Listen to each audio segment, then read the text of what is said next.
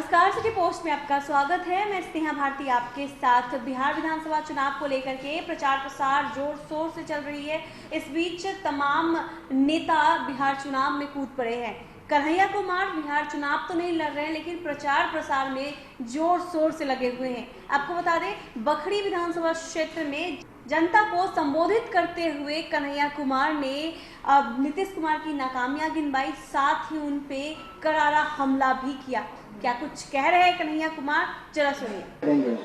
आप इधर उधर की बात कीजिए, आप धर्म के नाम पर, जात के नाम पर लोगों की लड़ाने की कोशिश कीजिए। हम रोजगार के नाम पे लोगों को इकट्ठा करके दिखाएंगे। इसीलिए हमारा जो संकल्प पत्र तैयार हुआ है, वो पांचों पार्टियों का जो घोषणा पत्र है, उस घोषणा पत्र का जो मजमून, उसकी जो मूल बात है, उसको ही संकल्प पत्र में शामिल किया गया है। और हमारा संकल्प जो सबसे बड़ा है कि हम बिहार के नौजवानों को रोजगार देना चाहते हैं। हम चाहते हैं कि बिहार के किसानों को उनके फसल का दाम दिया जाए। हम चाहते हैं कि समान काम का समान वेतन लागू किया जाए।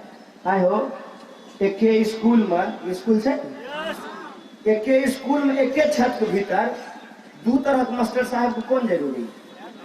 दुनू गणिते पढ़ाई रहलखिन है। एगो को मिलते 70,000, एगो को मिलते 60,000। ये अन्याय है कि नहीं है? और यही हम चाहते हैं कि शिक्षकों को समान काम का समान वेतन मिले। आज हमारे घर पर सुबह सुबह जो वित्त रहित स्कूल और कॉलेज है, उसके शिक्षकों का और उनके कर्मचारियों के संघ के लोग मिलने के लिए आए। उन्होंने कहा कि पूरे बिहार में हम हजारों शिक्षक हैं, हम हजारों शिक्षक महागठबंधन के पक्ष में एक कार्यकर्ता की तरह इस सरकार को बदलने के लिए काम करना चाहते हैं। और हम आपसे ये वादा चाहते हैं कि हम वित्त रहित शिक्षकों का भी मुद्दा उठाया जाए। हमने कहा कि मौका दीजिए, अवसर दीजिए, गाड़ी चलवे हो तब न पता चलता ड्राइवर बढ़िया चाहिए कि नहीं। गाड़ी चलवाइए नहीं दिलो तब कहे तो केना चलते हैं। अरे हर काम को तो कोई ना कोई जीवन में पहली बार करता है ना। ऐसा तो नहीं है ना कि मुख्यमंत्री और प्रधानमंत्री माइक पेटे से मुख्यमंत्री प्रधानमंत्री बन के आए हैं। ऐसा तो नहीं है ना भाई। कोई काम करने से ही तो होता है। हम लोगों को स्कूल में पढ़ाया जाता था, करत करत अभ्यास के जरमती होत सुजान, रसरी आवत जात के सिल पर पड़त निशान। जब कोमल घड़े के रखने से कठोर पत्थर पर निशान हो सकता है, तो हम लोग कोई हवाई आदमी थोड़ी है। जीवन के अनुभव से ये सीखे हैं, किताब में कोई गरीबी थोड़ी पढ़े हैं। जब हमारी ही यूनिवर्सिटी की पढ़ी हुई माननीय मंत्री साहिबा कह रही थी कि पूरे बिहार को फ्री वैक्सीन देंगे, तो हमको अपना दिन याद आ गया। जब हम स्कूल में पढ़ते थे तो 50 रुपया दिहाड़ी पे घर घर घूम करके पोलियो का ड्रॉप पिलाते थे। बताइए, उस वक्त का सरकार भी अगर कहता कि नहीं हम बिहार को फ्री देंगे और बंगाल से पैसा लेंगे, तो आपको अच्छा लगता सुनने में? ये झूठ क्यों बोला जा रहा है? ये धोखा क्यों दिया जा रहा है? एक तो वैक्सीन अभी आया नहीं है, दूसरा वैक्सीन आने से पहले ही चुनाव आ गया है। तो कुछ तो ऐसी बात हो ना कि फिर से लोगों को ठगा जा सके। जैसे ठगा गया कि आपके खाते में 15 लाख रुपया आ जाएगा। क्या वो लोग के लोग होता एको गो नहीं कहे छियै। भाजपो वाला से दुकान पर लड़ाई के जरूरत नहीं है। ऐसा नहीं है खाली तोरे ठेक लेलको है, बेचारा ओकरो ठेक लेलको है। ओकरा कहियो यारवा रहबै जरेन, साथ चाय पी रहिए हैं, साथे जेबे एजा से बेगूसराय उहे काटा में लटक तो आपस में लड़ा कौन जरूरी? और ये बात मैं जोर दे करके आपको कहना चाहता हूं। कुछ हमारे साथी बदलाव की उम्मीद में जोश से लबरेज हैं। मैं आपके जोश को सलाम करता हूं। और सरकार के प्रति गुस्सा भी स्वाभाविक है। अगर हम ही आज जो है लंबा लंबा भाषण दे दें और कल को सरकार बने तो अपना ही संकल्प पत्र अगर हम भूल जाएं तो हमको भी गाली पड़ेगी। ये बहुत स्वाभाविक बात है। लोकतंत्र में असली मालिक जनता है।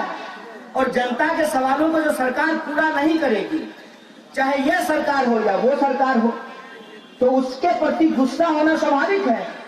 लेकिन गुस्सा का ये कतई मतलब नहीं है कि हम अपने जोश का इस्तेमाल कहीं और कर दें, जोश में होश खो दें। जोश में होश खोने की जरूरत नहीं है। मैंने कई जगह ये घटनाएं देखी कि सत्ता पक्ष के नेताओं के साथ धक्का मुक्की हो रहा है, स्वाभाविक बात है। लेकिन उनके साथ क्या धक्का मुक्की करेंगे? उनका बेचारा का क्या वैल्यू है? विधायक सब के ना, देखो चौकीदारों का वैल्यू नहीं बचले। हम सच बात बता रहे हैं आपको। विधायक अगर फोन करे थाना प्रभारी को, कहेगा रखिए बाद में बात करेंगे, कि हम थाना प्रभारी का बात बोल रहे हैं। डीएम को तो छोड़ दीजिए, एसपी को तो छोड़ दीजिए, डीजीपी को तो छोड़ दीजिए। ऐसा क्यों हुआ है? ऐसा इसलिए हुआ है कि जब विधायक जनता से वोट लेकर के अपना ईमान बेच देते हैं तो उनका रुतबा चला जाता है। किसी भी लोकतांत्रिक प्रक्रिया में नेता की ताकत जनता होती है, और जिस दिन नेता जनता से कट जाए उस दिन ब्यूरोक्रेसी उसका सुनना बंद कर देती है। और यही स्थिति आज जनप्रतिनिधियों की हुई है, क्योंकि नेता को जनता अपने आंख से देख रही है कि कैसे हम वोट देते हैं, और चुन करके जब जाता है तो पटना पहुंच करके, दिल्ली पहुंच करके कोना कोना खेलना शुरू कर देता है। आप देखिए कि कैसे चुने हुए विधायकों को कैदी की तरह बस पे बिठा करके इस होटल से उस होटल घुमाया जाता है। इसीलिए जब आज हम आपके बीच आए हैं तो पूरी जिम्मेवारी से ये बात कह रहे हैं कि अगर आप सूर्यकांत जी को जिताइएगा तो कम से कम आपको होटल होटल इनको आप घूमते हुए नहीं पाइएगा। किसी भी पार्टी के पास, किसी भी संगठन के पास, किसी भी खाते में इतना पैसा नहीं जमा हुआ है कि लाल झंडे के सिपाही के ईमान को खरीद ले। इसीलिए हम आपसे दावा करने के लिए आए हैं कि ये दोहरी चुनौती है। पहली चुनौती ये है कि आपको अपने गुस्से का और अपने जोश का होश से इस्तेमाल करना है, और आपको तब तक आराम नहीं करना है जब तक कि 10 तारीख को परिणाम हमारे पक्ष में नहीं आ जाता है। हम देखा छिए लड़का करके बड़ा जोश है, मार मोटरसाइकिल हुरहुरैने एकदम फेसबुक पर लाइव कईने, सेल्फी खिंचैने, बहुत अच्छी बात है। और ये उत्साह देख करके ही हमने आपको कहा कि मेरी तबीयत खराब हो गई थी, एकदम स्वस्थ हो गए हैं आप लोगों को देख करके। तो ये जोश आप रखिए, लेकिन एक बात याद रखिएगा, चुनाव कई बार युद्ध की तरह होती है। ऐसा नहीं हो सकता है कि जैसे बॉर्डर पे हमारे भाई लोग नौकरी करते हैं तो कहते हैं कि अपना पोस्ट 5 मिनट के लिए भी छोड़ करके दूसरे पोस्ट पर नहीं जा सकते हैं। तो आपको जिस बूथ की जिम्मेवारी मिली है वही आपका पोस्ट है, और उस बूथ में पड़ने वाले जो मतदाता हैं वो आपकी जनता है, आपकी जिम्मेवारी है। एक एक मतदाता को घर से बाहर लेकर के आना, बूथ पर उनको पहुंचाना, और कोरोना प्रोटोकॉल को मानते हुए एक एक मतदान महागठबंधन के पक्ष में करवाना ये आपकी जिम्मेवारी है। और आप जानते हैं कि हम लोग खूब भीड़ जुटा लेते हैं, खूब रैली जो है हम लोग निकालते हैं, और यह मान करके बैठ जाते हैं कि अब ये जीत गए, लेकिन परिणाम हमारे खिलाफ आ जाता है। क्यों?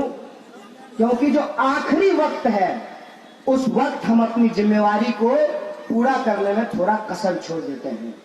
मैं ये बात खास करके अपने नौजवान दोस्तों से कहना चाहता हूं कि खूब फेसबुक लाइव कीजिए, खूब सेल्फी खिंचाइए, लेकिन अपना पोस्ट छोड़ करके कहीं मत जाइए।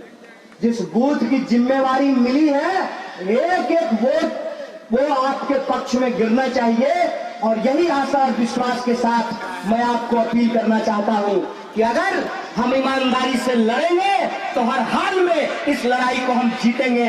दुष्यंत कुमार ने एक बात कही है कि कैसे आकाश में सुराख नहीं हो सकता, एक पत्थर तो तबीयत से उछालो यारो। कैसे यह सरकार बदल नहीं सकती, एक एक वोट को महागठबंधन के पक्ष में डलवाओ तो यारो। आपको जिम्मेदारी उठानी पड़ेगी और ये लड़ाई हम बहुत जीतेंगे। बहुत बहुत धन्यवाद, बहुत बहुत शुक्रिया आप तमाम लोगों का।